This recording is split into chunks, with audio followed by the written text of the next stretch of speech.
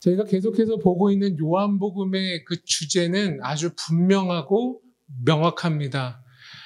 총 21장 중에 서론에도 나오고 끝에도 이 사도 요한은 이 요한복음을 기술한 주제와 목적을 아주 분명하게 하고 있습니다. 우리가 잘 알고 있는 3장 16절이 그러합니다. 하나님이 세상을 이처럼 사랑하사 독생자를 주셨으니 이는 그를 믿는 자마다 멸망하지 않고 영생을 얻게 하려 하심이라. 이렇게 서두의 요한복음의 주제를 명확하게 말했을 뿐만 아니라 끝에도 이렇게 20장 31절에 말합니다. 오직 이것을 기록함은 너희로 예수께서 하나님의 아들 그리스도이심을 믿게 하려 함이요 또 너희로 믿고 그 이름을 힘입어 생명을 얻게 하려 함이니라. 이렇게 서론과 결론에 아주 분명하고 명확하게 이야기를 합니다. 이 두 구절을 요약해 보자면 그렇습니다. 요한복음의 주제는 성부 하나님으로부터 허락된 독생성자 예수 그리스도를 믿어 영원한 생명을 얻게 하려는 것이 요한복음의 기록 목적인 것입니다. 여러분, 생명, 영원한 생명, 영생은 어디에 있습니까? 예수 안에만 있습니다. 이 예수 안에 생명이 있다 말은 생명보다 예수가 크시다 이런 뜻입니다. 그러니까 예수가 생명을 품고 계신 것이죠. 이것이 예수 안에 생명이 있다 이런 뜻입니다. 그런데 하나님을 등진 죄인들에게 이러한 영생이 가능하게 되는 그 이유는 뭡니까? 본문은 믿음이라고 얘기합니다. 믿음이 하나님으로부터 등진 죄인들로 하여금 영원한 생명을 갖게 하려는 것이 된다 이렇게 얘기를 합니다. 이 신학자 정도는 알고 있어야 합니다. 근데 그리 어렵습니다. 누구냐면 이제 제가 몇 번 거론했지만 헤르만 바빙크라고 하는 20세기의 최고의 네덜란드 개혁주의 신학자입니다. 이 헤르만 바빙크는 어떤 위대한 업적을 했냐면 초대교회로부터 본인이 살고 있었던 1800년도 말기의 분입니다. 그러니까 20세기까지 넘어가시는 분인데 2000년의 철학과 그 신학 이 역사를 분석하여서 아주 건강한 신학을 총집대성한 분이 헤르만 바빙크라고 하는 신학자입니다. 이분의 책은 여러분 읽으실 필요가 절대 없습니다. 왜냐하면 너무너무 어렵습니다. 근데 이분의 좋은 책이 최근에 번역됐는데 그 책이 계시철학이라고 하는 책이 번역됐습니다. 어렵죠. 두껍습니다. 이거 사서 보시면 안 됩니다. 큰일 납니다. 근데 이 계시철학에서 이러한 말이 있어요. 계시라고 하는 것은 객관적이다 이렇게 얘기를 해요. 여러분, 계시라는 게 객관적이라는 말은 적어도 계시는 주관적일 수 없다 이런 말입니다. 근데 객관적이다, 주관적이다라는 말이 해석이 다 다른데 주관적이라는 말은 인간 안에서 발생하는 것을 주관적이라고 합니다. 그러니까 계시가 적어도 주관적일 수 없는 것은 인간 안에서 발생할 수 있는 건 절대로 계시가 아니다 이 말입니다. 그렇다면 객관적이란 말은 뭘까요? 인간, 우리 밖에서부터 오는 것이 계시다. 이렇게 헤르만 바빙크는 이야기합니다. 그래서 신학적인 측면에서 볼 때 객관적이라고 하는 정의는 우리 밖에서 이런 뜻입니다.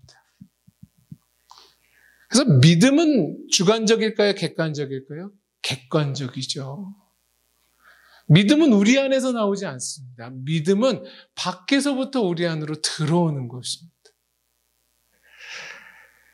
그걸 우리는 계시라고도 얘기하고 믿음이라고도 얘기하는 거예요. 헤르만 바빙크는 그렇게 이야기를 했습니다. 오늘 우리는 이러한 계시, 밖으로부터 우리에게 주어지는 믿음의 사건을 보게 될 것입니다. 그 사건이 무엇이냐면 맹인된 사람의 이야기입니다. 이 이야기를 통해서 하나님께서 어떻게 계시를 하고 계신가, 하나님께서 어떻게 한 사람 안에 믿음을 허락하시는가를 우리는 보게 될 것입니다. 우리 13절부터 23절까지 오늘 이 장면은 2000년 전에 이스라엘에서 벌어진 마치 청문회와 같은 흡사한 모습입니다. 증인은 누구입니까? 전에 맹인이었던 사람이 증인이고 취조했던 사람들은 누구입니까? 바리새인들이었습니다. 어떤 내용을 가지고 지금 청문회 같은 모습이 나타났냐 하면 아주 놀라운 상황이 벌어졌던 것입니다. 그것이 뭐냐면 전에 맹인이었던 사람의 눈이 띄어진 사건이었습니다. 그러니까 이것은 쉽사리 일어날 수 없는 당대의 기적과 같은 그러한 일들이 벌어졌던 것입니다. 하지만 이러한 사건을 접했던 바리새인들에게 두 가지 사실이 이들을 불편하게 만들었습니다. 첫 번째는 어떤 것이 이들을 불편하게 했냐 하면 그 기적의 주체자가 자신들이 그토록 반대했던 예수 그리스도가 그 기적의 주체였다라고 하는 사실이 너무너무 불편했습니다. 두 번째는 이 바리새인들이 무엇이 불편했냐면 율법을 목숨처럼 여겼던, 적어도 안식일을 거룩하게 지키는, 안식일에는 아무것도 행하지 말아야 될 것을 목숨처럼 여겼던 그날에 자신들이 반대했던 예수 그리스도가 기적의 사건을 벌였다고 하는 것이 이들은 못마땅했습니다. 이것이 이제 바리새인들을 아주 불편하게 만들었죠. 우리는 8장에서 그러한 장면을 봤습니다. 메시지를 부인하기 위해서 메신저를 부인했던 장면을 우리는 보게 되었습니다. 그때 유대인들이 이런 말을 했습니다. 예수에게 예수의 말을 다 듣자 이제 불편하니까 너는 사마리아 사람이다. 넌 근본 없는 자다. 너는 원수 같은 자다. 더 나가서 뭐라고 얘기했어요? 너 귀신 들린 사람 같다. 이렇게 얘기했습니다. 메시지를 부인하기 위해서 메신저를 부인했던 사건이 이제 8장에 등장했는데 오늘 이 9장에 맹인된 사건에서는 어떤 일이 일어났냐면 현상을 부정하기 위해서 뭘 부인해요? 사실을 부인해요. 즉 어떠한 현상이 일어났죠? 맹인이 눈을 떴습니다. 그 현상을 부정하기 위해서 이들은 사실을 부정하려고 했습니다. 18절에 뭐라고 얘기했냐면 그가 맹인으로 있다가 보게 된 것을 믿지 아니하고 그 부모를 불러 묻되 이는 너희 말에 맹인으로 났다 하는 너희 아들 맞냐 이렇게. 이 사람은 처음부터 맹인 아닌 사람 아니냐 이렇게 물어보는 거예요. 그럼 말이 되지 않는다. 어떻게 맹인이 볼 수 있는가? 그러니까 처음부터 얘는 연극을 했다. 가짜였다. 사기였다. 라고 얘기하는 것입니다. 여러분, 이것이 죄인의 특징입니다. 어떤 특징이죠? 보고도 믿지 않는 것이 죄인들의 특징입니다. 어떻게 이럴 수 있는가? 죄인이기 때문에 그렇습니다. 죄인이기 때문에 메시지를 부정하고 죄인이기 때문에 현상을 부정하는 거예요. 그것이 죄인의 특징입니다. 오늘 본문에 보면 바리새인들이 2번 질문합니다.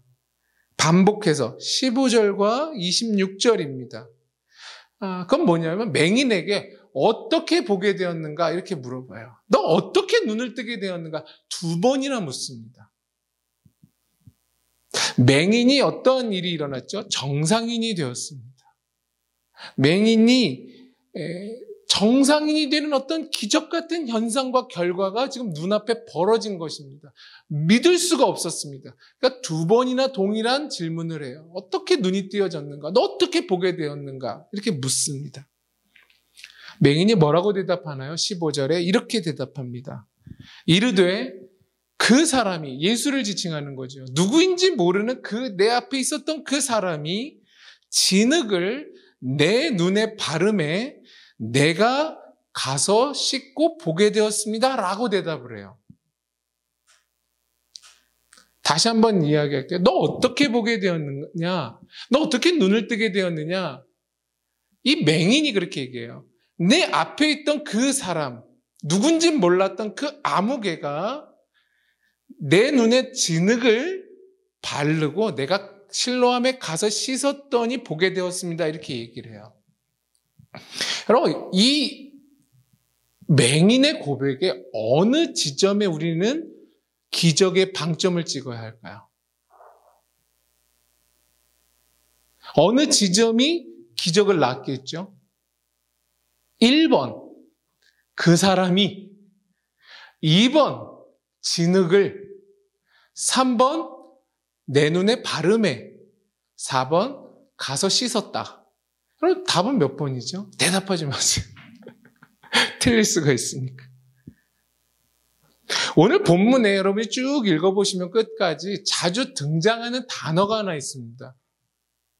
맹인 아닙니까? 맹인? 이게 아니라 알다라는 단어가 10번 가까이 나와요. 알다라는 단어가. 우리 다음 주에 또 이어서 보겠지만 이 알다가 믿음으로 연결됩니다. 다음 주에 이제 믿음에 대한 얘기를 또 할 겁니다. 안다는 건 뭘까요? 감각이죠.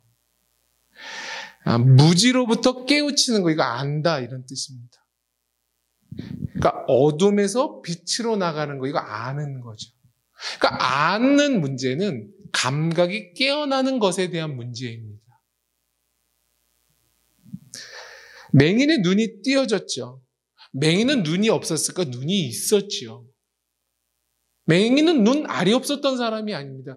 눈이 있었지만 눈의 기능을 못하여서 볼 수 없었던, 감각기관이 죽었던 사람이 맹인이었습니다. 근데 이 사람 안에 지금 어떠한 일이 일어났죠? 감각이 깨어난 것입니다. 감각이 살아난 거예요. 그걸 이제 안다라고 얘기하는 겁니다. 여러분, 빛을 인식하는 것, 그럼 이거 설명으로 역부족입니다. 여러분, 빛을 설명하는 게 굉장히 어렵습니다. 여러분, 눈이 열리면 볼 수 있는 것, 그리고 감지할 수 있게 되는 게 뭐예요? 빛이죠. 근데 여러분, 빛을 설명해 보세요. 처음부터 맹인이었던 사람에게 어렵죠. 눈이 띄어져서 저게 빛이야. 너는 눈을 부시게 하는 볼 수 없는 저게 빛이야. 어둠을 환하게 만드는 이게 빛이야 라고 이야기하는 것이 가장 빠르고 분명한 방법 아니겠습니까? 근데 한 번도 그것을 경험해 보지 못한 사람에게 빛을 설명한다는 것은 거의 불가능합니다. 우리가 잘 알고 있는 헬렌 켈러가 있습니다. 헬렌 켈러라고 하는 사람에게는 아주 위대한 선생님이 있었죠. 누구죠? 설리번 선생님이었습니다. 헬렌 켈러는 2살 전에 큰 병을 앓아 청각과 시력을 잃었어요. 근데 나중에 이제 훌륭한 여성 인권 운동가가 된 다음에 이 설리번 선생님한테 질문을 했어요. 이 헬렌 켈러를 가르칠 때 뭐가 제일 어렵더냐? 근데 설리번 선생님이 그 얘기를 했죠. 2살 때 여러분 실명을 하고 귀가 안 들린다는 건 거의 모든 것을 감지하기가 어려운 처지인 것이죠. 근데 제일 가르치면서 어려웠던 것이 추상명사를 가르치기가 가장 어려웠다라고 이야기했습니다. 추상명사가 뭐죠? 만져서 알 수 없는 것. 설명으로 이해하기가 어려운 것. 빛 같은 것. 색 같은 것. 색깔. 제가 자주 얘기하는 거죠. 처음부터 장님이었던 사람에게 여러분 빨간색을 어떻게 설명하시겠습니까? 고민하지 마세요. 너무너무 어렵습니다. 사과가 빨간색이에요. 여러분 처음부터 그는 사과가 빨간색인지를 몰라요. 이게 어려웠다는 겁니다. 사랑이라고 하는 이런 단어를 어떻게 설명하겠습니까? 이런 추상명사. 초월이라는 단어 있잖아요. 형이상학 같은 거. 이게 어렵지 않아요. 이런 추상명사를 맹인에게는 설명이 거의 불가능하다는 것입니다. 무척이나 어렵다는 것입니다. 여러분, 우리가 신앙이 분명하면 분명할수록 놓치는 게 있어요. 늘 교회를 힘들게 만드는 사람은 신앙이 너무 분명한 사람이 힘들게 합니다. 여러분, 신앙이 분명하고 너무 분명하면 뭘 놓치냐면 오늘 이야기한 것처럼 그 사람 일을 놓쳐요. 누가 눈을 뜨게 했죠? 그 사람이 뜨게 한 거예요. 근데 신앙이 나로 자꾸 기울기 시작하면 그 사람 일을 놓치죠. 어떤 사람은 진흙을 강조하는 사람이 있어요. 진흙은 뭐죠? 믿음과 신앙이 생겼던 도구예요. 어떤 사람은 바르메를 강조하는 사람이 있어요. 뭐죠? 믿음이 생겼던 어떤 상황. 어떤 사람은 내가 씻었다, 내가 실로암에 가서 씻었다에 강조를 하는 사람이 있어요. 이 사람은 신앙에서 뭘 강조하죠? 자신의 행동을 강조하는 사람이 있어요.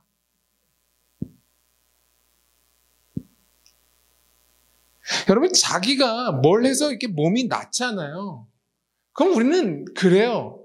예수의 이름으로 어떤 사람에게 가서도 된장을 바르려고 그래요.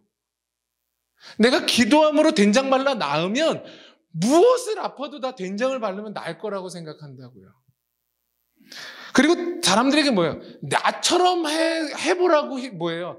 협박 아닌 협박을 해요. 내가 이렇게 했더니 낫다. 내가 진흙을 붙였더니, 내가 뭔가를 발랐더니, 내가 뭔가를 했더니 낫다라고 계속해서 우리는 사람들을 이렇게 추궁해요.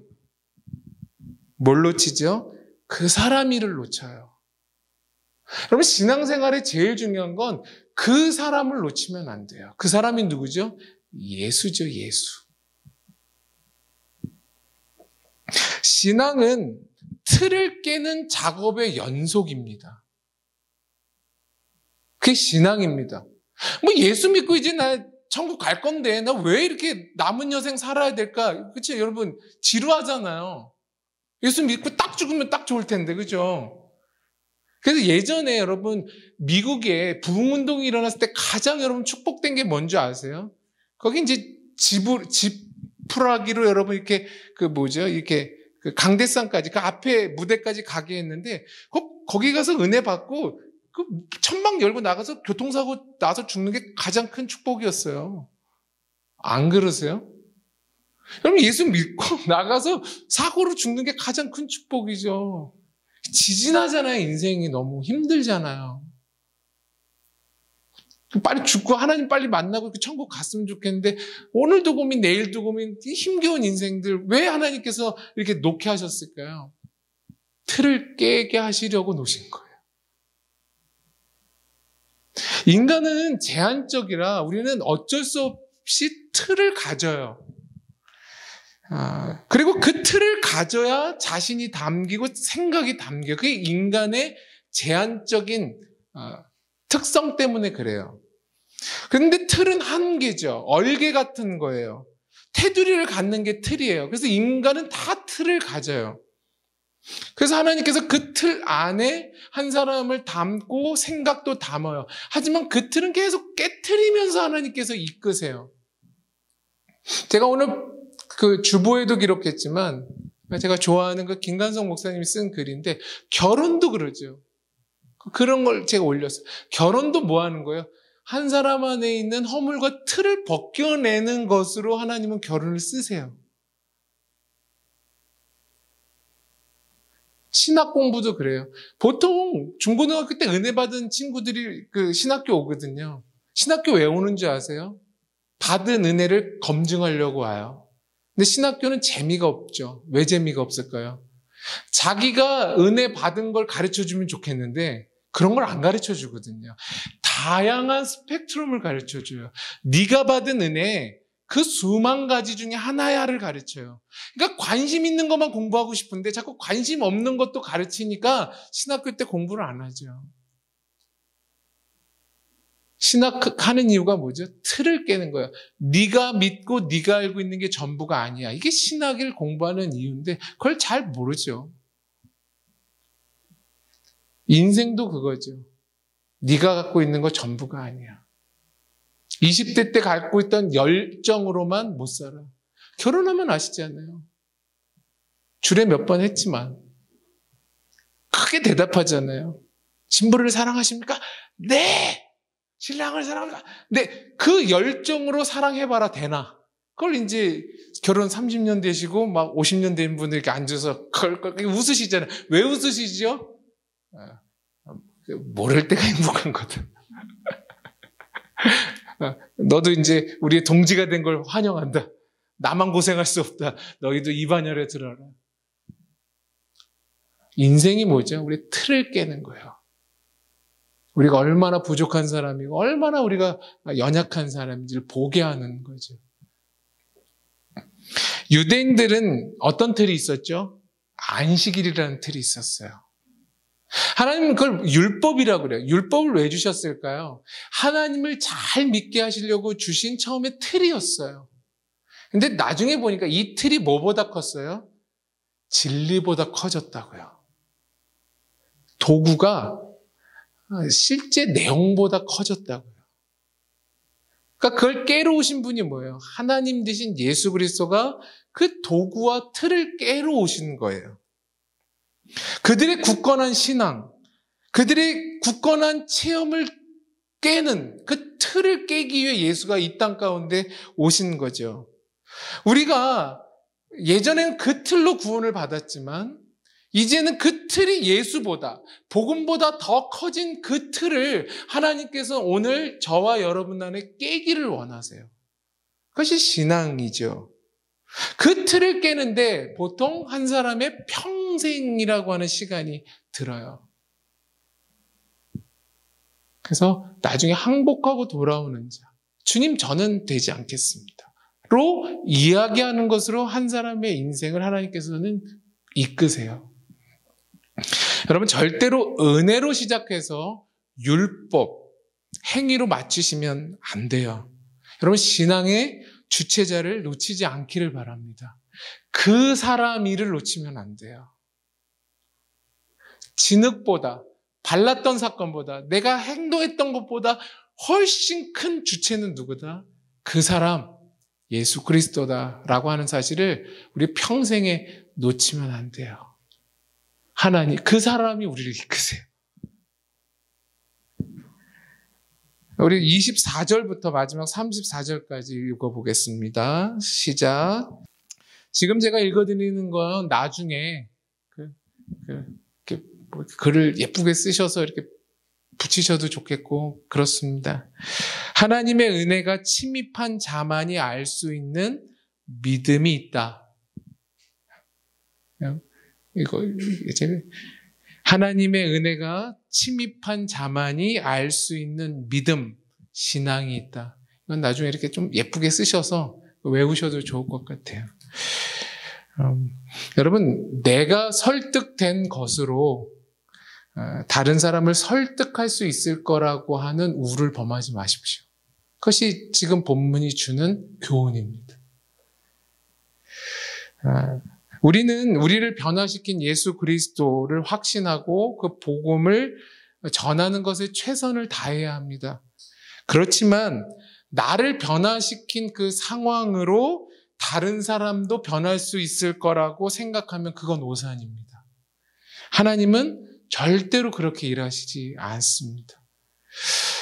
어떤 상황, 그러니까 진흙이라고 하는, 눈에 발랐다라고 하는 사실, 그리고 내가 실로암에 가서 씻었다라고 하는 그런 것이 우리를 사실 변화시키지 않습니다. 아까도 말씀드린 것처럼 그 사람이 내 앞에 계신 그 예수가 우리를 변화시키는 것이지, 내가 진흙을 발라 예수를 알았으니 너도 진흙을 발라봐라 라고 말하면 안 됩니다.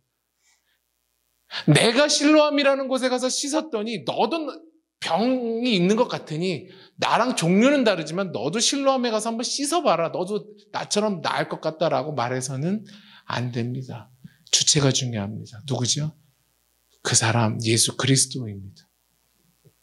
어떤 상황으로 예수를 여러분이 아셨다면, 은혜를 경험하셨다면 그저 그것을 경험한 자로 사십시오. 여러분이 예수를 알고 예수의 은혜를 경험했다면 그냥 경험된 자로 사세요. 우리는 예수를 경험했다고 하는 사람을 살면서 그 사람이 더 억센 모습을 더 많이 보게 되고, 예수를 경험하고 은혜를 경험했다고 하는 사람이 더 무례하고 더 여유 없는 삶을 사는 것을 우리는 얼마나 많이 봤습니까? 얼굴에는 모든 불평과 불만이 가득한데 띠두르고 예수를 전하는 사람을 얼마나 많이 봤어요.